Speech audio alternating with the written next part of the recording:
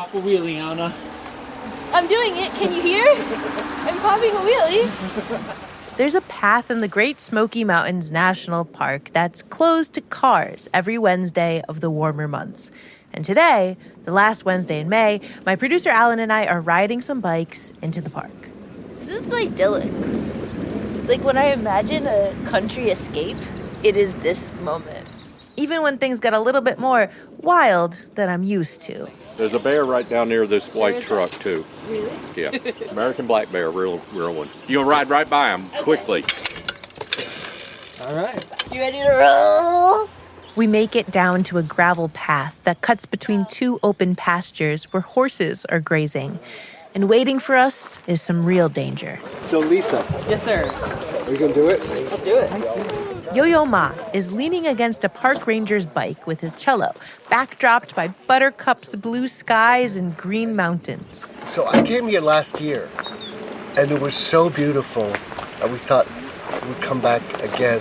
And I thought it would be nice to listen to the birds, listen to some music, and see what happens.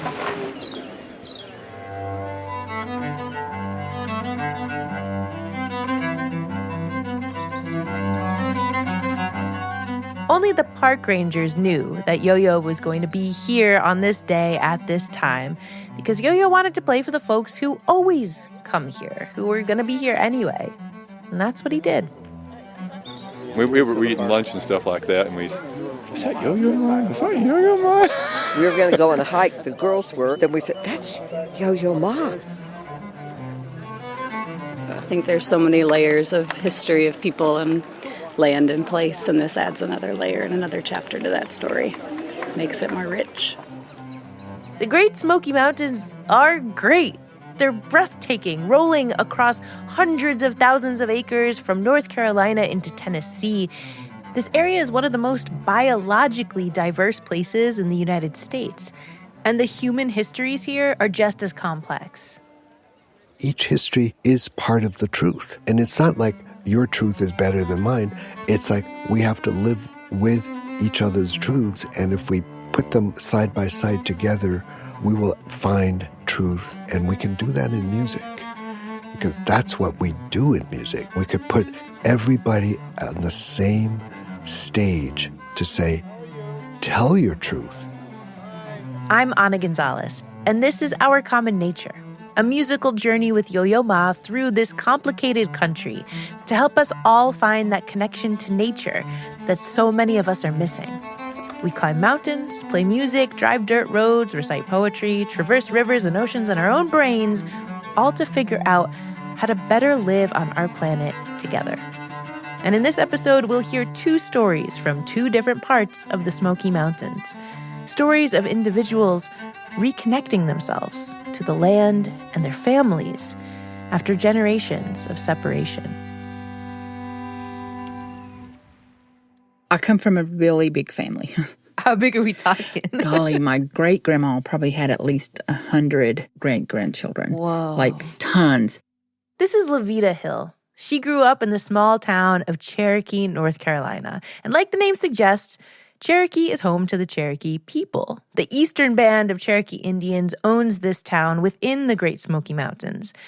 Lavita is Cherokee and works in tribal government, but she doesn't always feel all that Cherokee.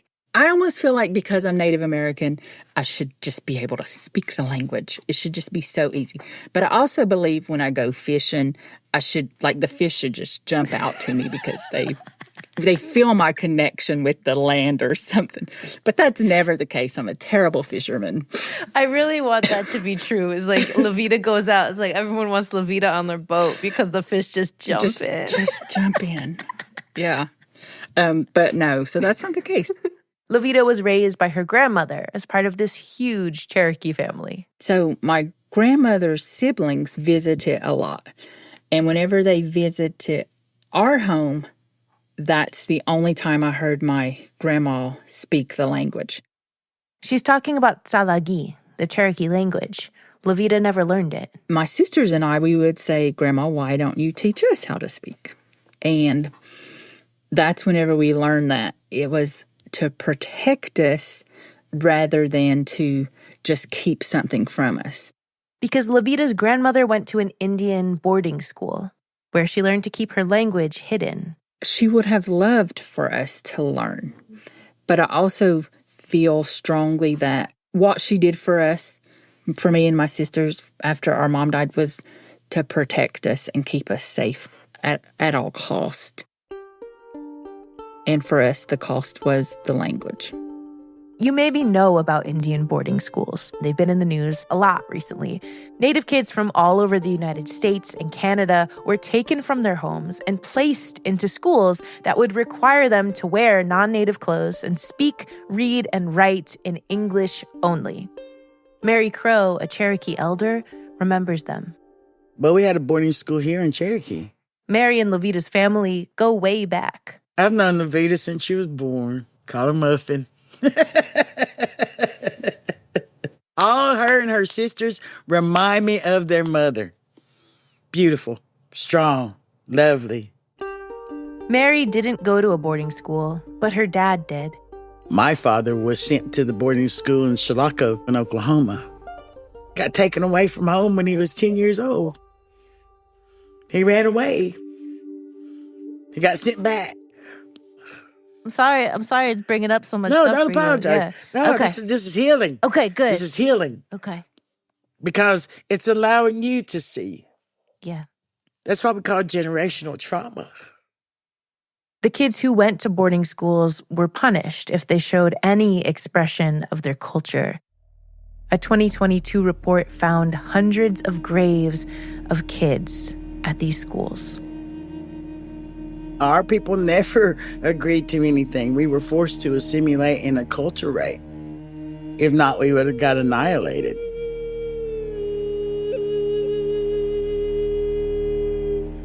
Today, there are about 14,000 members of the Eastern Band of the Cherokee Indians, and only 200 Tsalagi language speakers. Which is sad. I'm missing a huge part of me and my culture because of boarding school and because of what it did to our people. This hurt is part of the landscape of the Great Smoky Mountains. And it's a familiar hurt to so many indigenous people around the country and the world. It's that attempt at erasure, the grief of cultural loss. So any movement towards rebuilding Native culture is worth celebrating, even if it's just a post on Facebook. I shared something on my social media where it was done in the Yellowstone National Park. They changed Doan Mountain to First Peoples Mountain. In 2022, indigenous groups from across the country were able to change the name of a mountain in Yellowstone National Park to recognize the indigenous people who called the land home before it was a park. And the news lit up Native social media. And then it was really like, well, why don't we do something? Why don't I do something? And I said, Clingman's Dome. And Lavita jumped on it and she went, yes, yes, yes.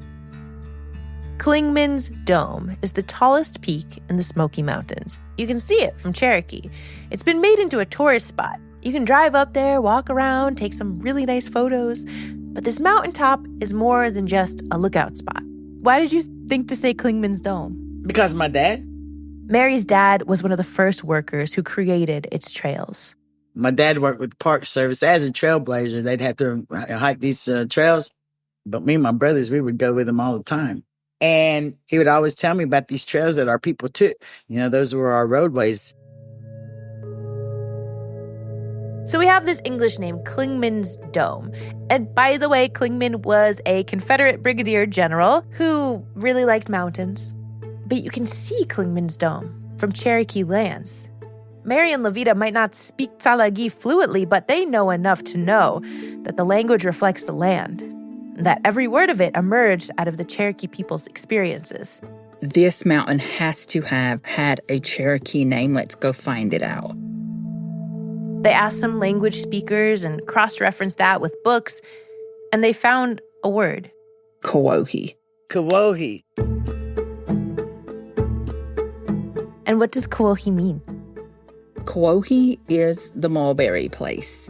Singular. Kuwa, K-U-W-A, is a mulberry. Kawohi Kuwohi is Mulberry Place. Ha. Lavita and Mary do some more research, and they find maps that go back before Klingman was even born. That was Kuwohi. It was Kuwohi for 10,000 years, and it's documented, and you can see it. The ball began to roll. Mary and Lavita decided to take their work outside of Facebook Messenger and try to officially change the name of Klingman's Dome back to Kuwohi. They started local. They got an interview with the local newspaper who wanted to meet them at the top of Kuwohi. So Mary and Lavita, they got in the car, they drive up to the top of the mountain, and then Lavita had this moment where she felt that old insecurity. Maybe I'm not the right person for this. I don't speak Talagi. I don't know how to fish. I'm not Cherokee enough. And so I'm up there at Kuwohi about to meet this woman to talk about this for the first time. And I'm texting my sisters, and I'm just so scared.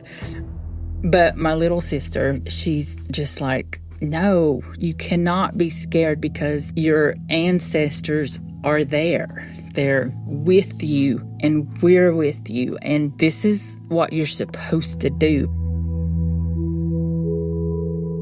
It gave everything a whole new purpose. Because before, I just didn't know better. I didn't know that this is something that I'm supposed to tap into or that I'm supposed to let guide me. So it's like you're reclaiming this name for a mountain, but you're also like reclaiming parts of yourself that you didn't know that you even had. That I didn't even know that I had. Exactly.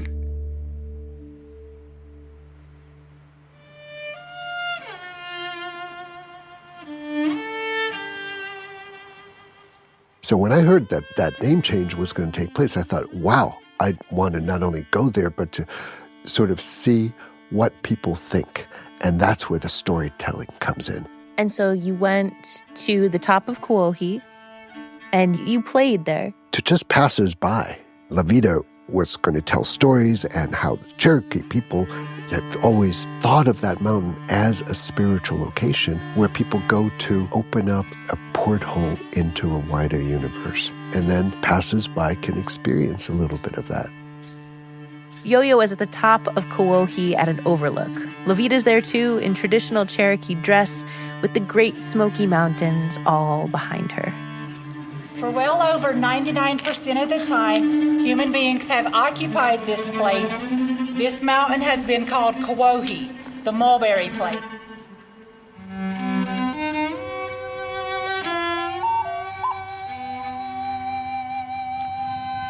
And there was a great crowd that gathered. And there was some rumor that Yo-Yo was going to play, but they didn't know that they were going to learn this history. But they stayed, and they listened. Because what we're all hoping, and this is happening, is that this magical place will have an old name.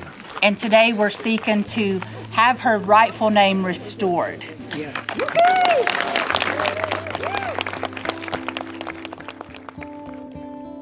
Kuwohi is just one word.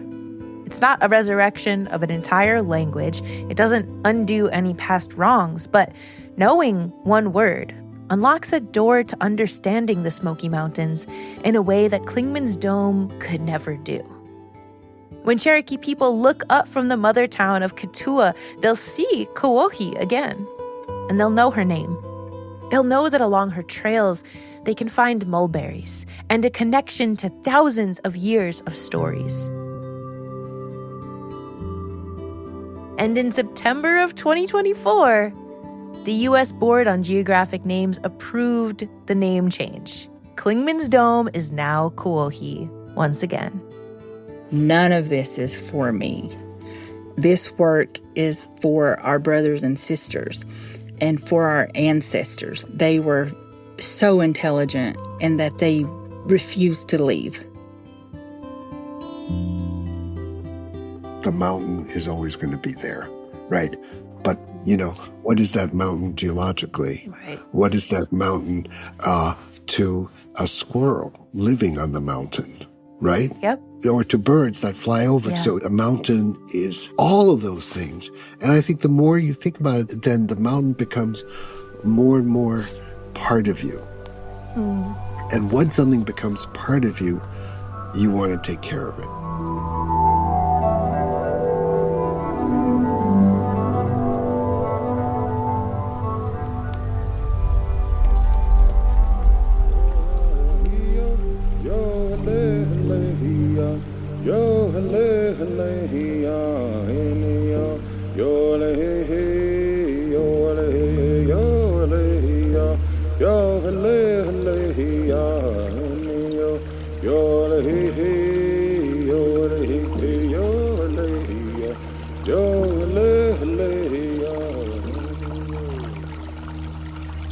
There's another spot we have to go to begin to understand the Smokies. It's a spot along a river in the woods where the water grinds like time itself, to where there's a clearing right off of a parking lot where worn-down stones lay over unmarked graves. Tiny, like 7 graves and a little, maybe 6 by 8 and little strips of mounds. And there were no names, no tombstone, nothing, but we knew that it was a grave, and we knew probably it was a slave gravesite. And for the people connected to this place, honoring the life here hasn't been easy. My ancestors are buried there, so it's an important place to me. But it's also very hard to be there. That's coming up next after the break.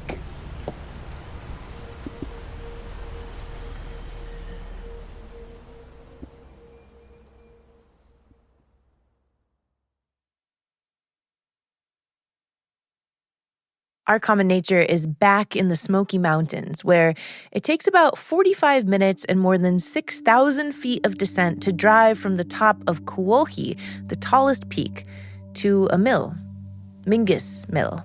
It's a less popular destination than Crowe, so when my producer Alan and I arrive, we have the place to ourselves.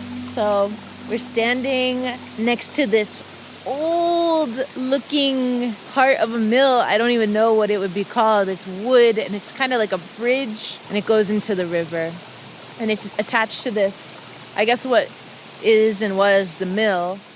This is one of the first times in my working memory that I've been to a mill, and I was really excited about it because the name, Mingus Mill, as in Charles Mingus, one of the greatest, most unique, prolific jazz bassists and composers and band leaders of all time. I am a Mingus fangirl, truthfully, because I grew up playing jazz bass, and Charles Mingus was one of my heroes. His playing was tenacious, and his compositions were communal and raw, and Mingus was just beyond cool. He spoke his mind, and he was a proud Black man in a time when it was dangerous to be that. So I knew all of this about Charles Mingus, but I never knew where he came from. And it never occurred to me that the history of the Mingus family went deeper than just Charles. I should have, but I didn't even know what grist was. I think grist is corn? Alan finds the historical placard, thank God. Right up top, first line. You didn't make it without corn. Everyone ate cornmeal, sometimes 2 and 3 times a day. The placard goes on to say that the Mingus family owned this mill until the 1930s, when it was taken over by the National Park Service. It's Mingus was the largest grist mill in the Smokies. And no one's really here, but the mill's still going, still grinding. The history of this mill holds a lot more weight than a plaque can really tell you. It holds a family history, and like you might know, family isn't always comfortable. I heard about the mill from my father and other Minguses in the family. But it wasn't necessarily like, oh, this is a great place in North Carolina. It's like, yeah, it's where your great-grandfather was enslaved, and this is Eric Mingus. His dad was the late, great Charles Mingus. But to Eric, Charles was just his dad and his first music teacher. I played cello from a very young age, and I've always loved that instrument. It's also the instrument, my father taught me on that. He taught me it with the eye to bass, so it was sort of funny. He was like, we'd tune it to the bass or we'd tune it. Oh, really? Yeah, he was trying to free me from Western music in a weird way, but give me the technique to play the instruments, and speak my voice, but not be connected to the page. Eric has applied that freedom and ear for improvisation to a bunch of different instruments, but most of his professional musical career has been as a singer. I was on a path towards opera, and I had met with a couple of other African-American opera singers, and they were like, yeah, it's not easy. It's hard to get roles. They keep giving you Othello, but they won't give you other ones. And, I don't have control over how people see me. See, Eric's mom was white, and his dad was black. His family is all different complexions. So Eric has spent his whole life having his race decided by the people who look at him. I mean, when I was born and when I was raised, I was a young black child, but then everybody starts, deciding what you are. And I kind of I'm saying it, so I've just stopped saying. But when your family's rooted in slavery and the enslaved, it's very American. Eric's complicated relationship to race and history and his family is very American, and it's distinctly Black American. The thing about not being able to go back, your history is cut off because someone enslaved you and their incentive was to disconnect you from anything. So a lot of African Americans don't know where they're from originally. There is no land that they can connect themselves indigenously to. So Eric knew his great-grandfather was enslaved at the Mingus Mill, and he was okay leaving it at that. He didn't learn too much more. He didn't want to visit. For some, digging into this history can be really emotionally draining. But Marcus West sees things a little bit differently. Being Black American, I think it's pretty cool to find yourself, and love all of who you are. Marcus West works as a butcher, but in his spare time, he loves researching his family's history in Western North Carolina. The more research you find out, the more you find yourself. That's the way I see it, yeah. Marcus has lived practically his entire life within 20 miles of Mingus Mill. He kind of figured out his family had some tie to the mill because the Black community of Western North Carolina is small and tight-knit. But he didn't know for sure. Those older folks was here when I was younger, and I would sit at the table. I couldn't go out and play with nobody, I was want to go play with kids. But no, you sit here, So I had to listen to all the old folks and stuff. And that's kind of what got me really started with history.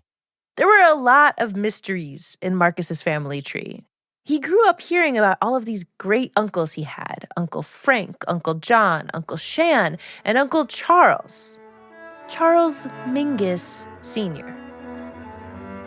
So I didn't know that Charles Mingus Jr. was Uncle Charles's son. See, I didn't know You didn't know? I didn't know the whole thing until the story just kept growing. How many people could be named Charles Mingus? It was just because that's Charles Jr. And I was like, well, wait a minute. I was like, oh, that's Uncle Charles's son. So I was like, well, Dad, you had some jazz royalty in your family, here. So Marcus found out he was related to the Charles Mingus Jr., but he didn't know why that connection to Uncle Charles, Charles Sr., didn't last. Why didn't he know about this sooner? And he realized it had to do with the first Black Mingus, Daniel Mingus. Daniel, my great-grandfather, was enslaved but then freed and stayed on working with the family. Here's Eric again. And Daniel was an incredible woodworker, builder. He built the Mingus household that they lived in, and we believe he built the mill. That's what my family was told. Daniel was enslaved by a white family with the last name Mingus. He took their last name. And after slavery ended, Daniel stayed on to work for the Minguses in the mill. He got married and had a family, but he also had an affair with the granddaughter of the white Mingus family. They had a son together, Charles. This was a scandal for 1870s North Carolina. The white Minguses tried to cover it up. They claimed Charles as one of their own. That meant saying he was not Black. But they didn't treat him very well. Eric was told that this Charles, his dad's dad, had a pretty terrible childhood. His family basically threw him out and abandoned him. Charles I ran away from home as a teenager and never looked back. He settled eventually out west, and he lost contact with the rest of his family back in North Carolina. He had a kid who would become Charles Mingus Jr. Charles had Eric, and they lived and traveled all around the world. As the Mingus name grew more popular, that mill was still grinding away in the Great Smoky Mountains. And people would say, oh, did you ever go? I'm like, well, why would I? It's not really a place of good memories. After the Great Smoky Mountains became a national park, the mill became a historical tourist spot.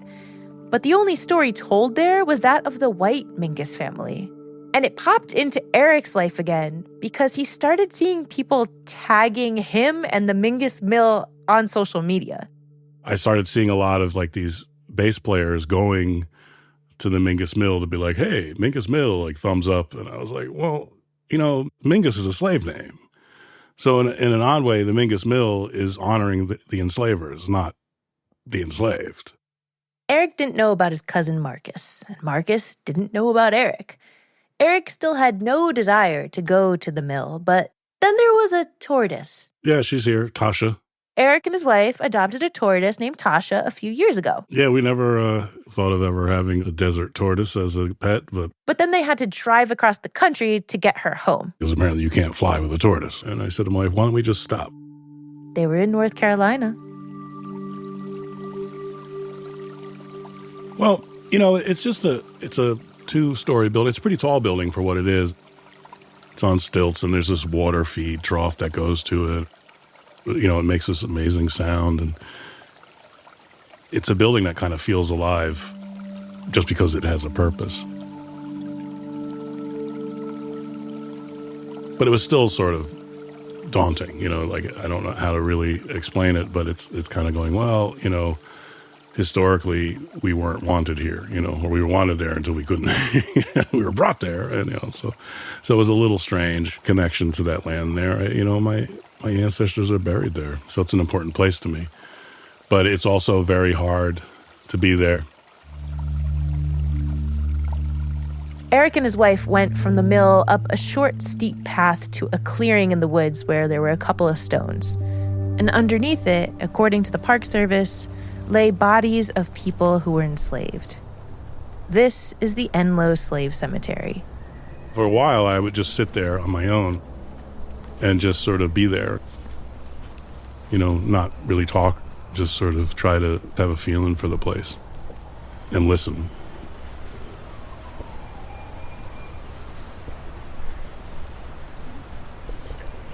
The Parks Department started telling people about the slave cemetery. That's where Marcus West, Eric's cousin, found out about it. He would go there by himself. I know it sounds weird, but I'll go up there and just say my piece a little bit. With me, it goes back to the fields.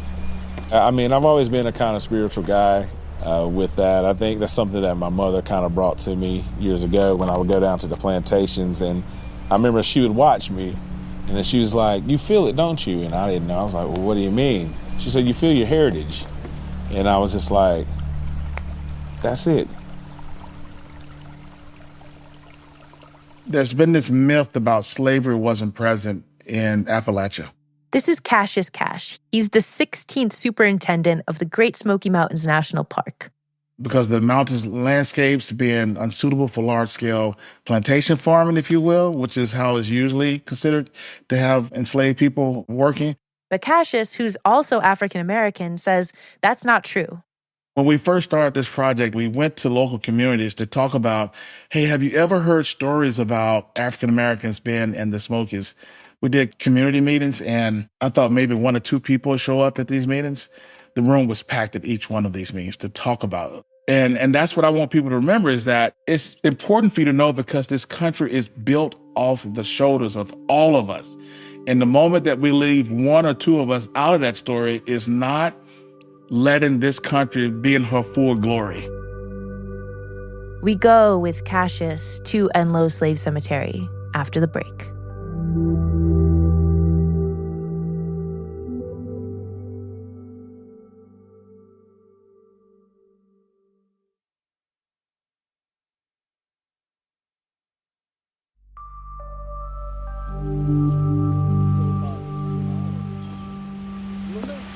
All right, so this one is commemorating the Enloe Slave Cemetery. Mm-hmm. So, all three? One? Yep, two, three.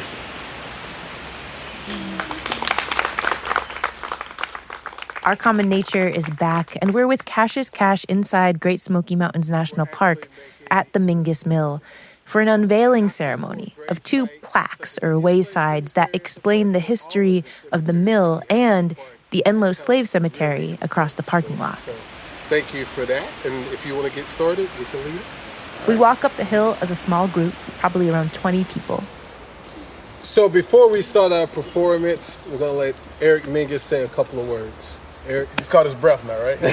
We hope. This has been an amazing journey. I'd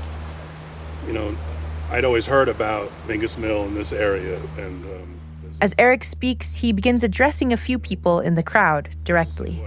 I had discovered a family here, the West family, who clearly didn't get very far. Right. This performance was the first time that Eric met Marcus in real life. And Marcus brought along his dad, Adam. It was amazing, to shake hands and give him a hug. I was kind of dressed up a little bit, and everybody was saying, he's sharper than anybody here. You make it look easy, man. I'm proud to say family. That's what I'm saying. Eric said, that's family. That's family. Despite the laughter, it's not lost on everyone that this reunion is on top of a burial ground for people in their family who were enslaved, and until recently, forgotten about. Family isn't comfortable. Relationships aren't easy. But if we don't talk about these things, and we don't acknowledge these things, what's to stop them from happening again? Sorry, I'm staring directly at my family, which is nice to have. Thank you for being here, one of my most vulnerable moments. Eric steps back to stand with Yo-Yo, who has his cello set up behind the unmarked mounds. From here,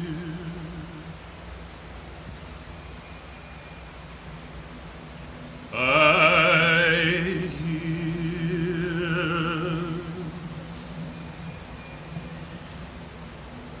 the water feed,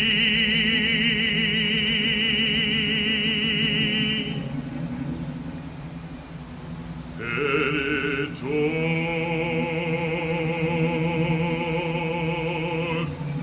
the mill.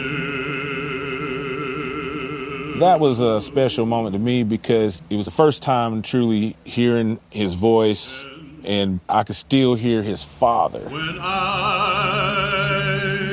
It's a unique sound, Was on this ground,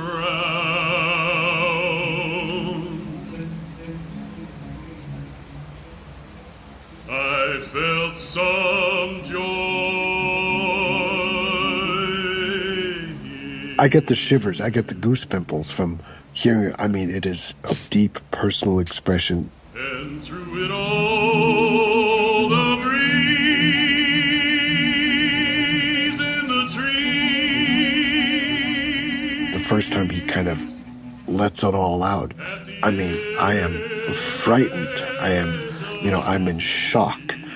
And, he's a master at that. He intends it that way. And that mill keeps on grinding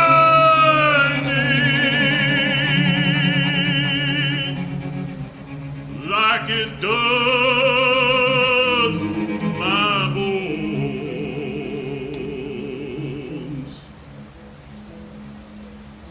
The sweat and blood forgotten.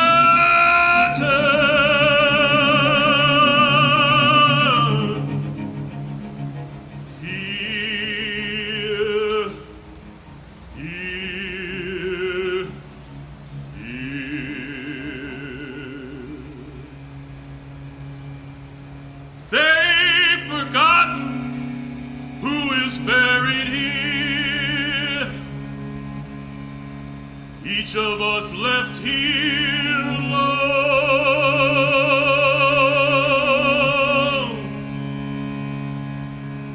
waiting for some distant family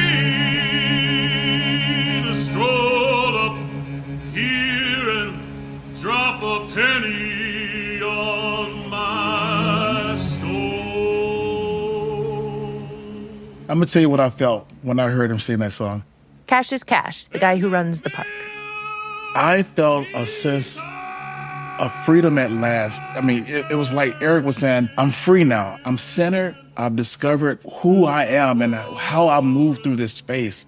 And he just let it rip that day in that performance. And I just like, oh my God, I was envious of him, you know, that his truth comes to him with clarity now.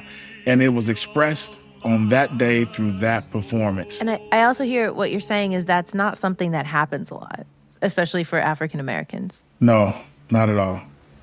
And that mill keeps on churning, and the tourists. It was the fact that he had enough trust in the group that this would be respected as a very intimate moment. He could say, this is who I am, this is how I can feel. That's incredible. That's part of his artistry. But we're here in the roots, and we're here in the sun.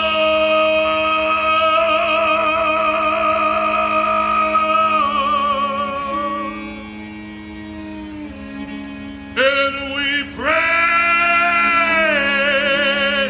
that the sun will come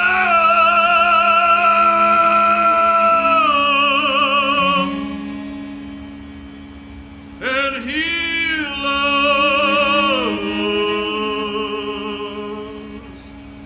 and undo the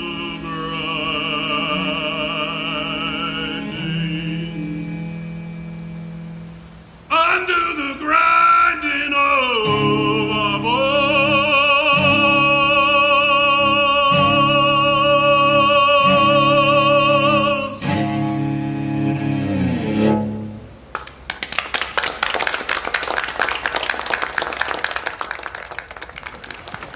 I'm never going to forget this. I'm certainly not. And your family, so close, and through your music and through nature, you transcended time and place into one moment that we can share together. Nothing else does this.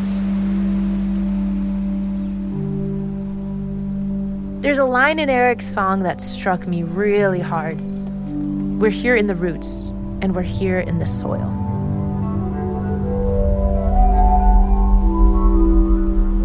The Smoky Mountains contain endless contradicting histories. But those twisted roots hold the soil together. They bind together the ground we get to walk on, the stories we tell, and the songs we sing.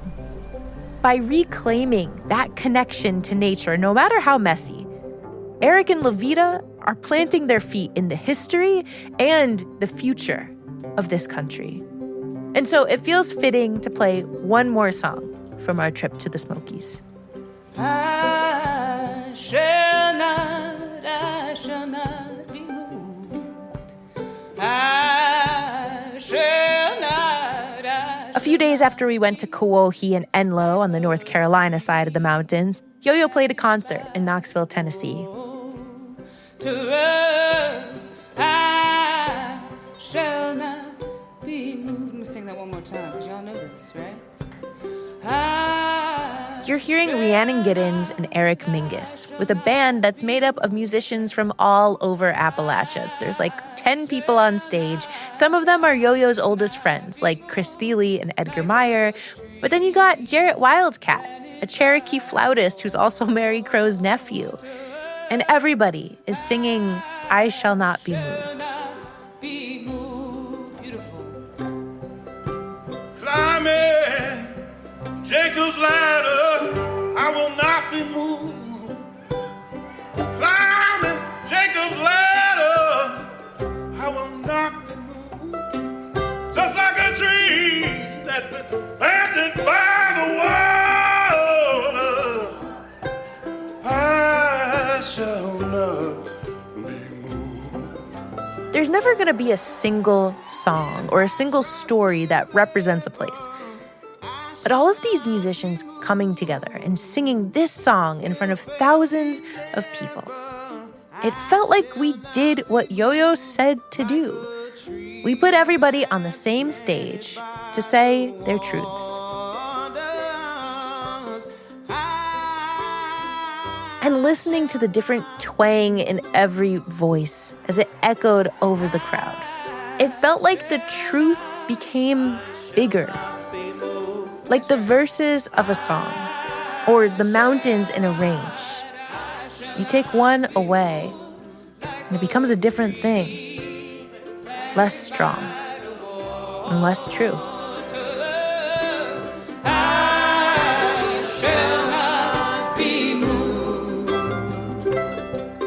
In the next episode of Our Common Nature, we go north, way north, to see how Alaskans are coming together to speak with one voice and protect everything they hold dear. Our Common Nature is a production of WNYC and Sound Postings, hosted by me, Ana Gonzalez, produced by Alan Gofinski, with editing from Pearl Marvel. Sound design and episode music from Alan Gofinski, mixed by Joe Plourde, fact-checking by Anna Alvarado. Our executive producers are Emily Botine, Ben Mandelkern, Sophie Shackleton, and Jonathan Bays. Our advisors are Mira Bertwin-Tonic, Kamaka Diaz, Kelly Libby, and Chris Newell. Grinds My Bones / The Mill was composed by Eric Mingus. You can find a studio recording of Eric and Yo-Yo playing that piece in our show notes. It's so good. Flute and vocal performance throughout this episode by Jarrett Wildcatt. Additional audio recording provided by Taylor MacKay. Thanks, Taylor. And if you want to listen to more music from this series, you can check out the Our Common Nature EP, featuring Yo-Yo playing with Eric Mingus, Jen Kreisberg, and an Icelandic choir, now available on all streaming platforms. This podcast was inspired by a project of the same name, conceived by Yo-Yo Ma and Sound Postings, with creative direction by Sophie Shackleton, in collaboration with partners all over the world. Our Common Nature is made possible with support from Emerson Collective and Tambourine Philanthropies.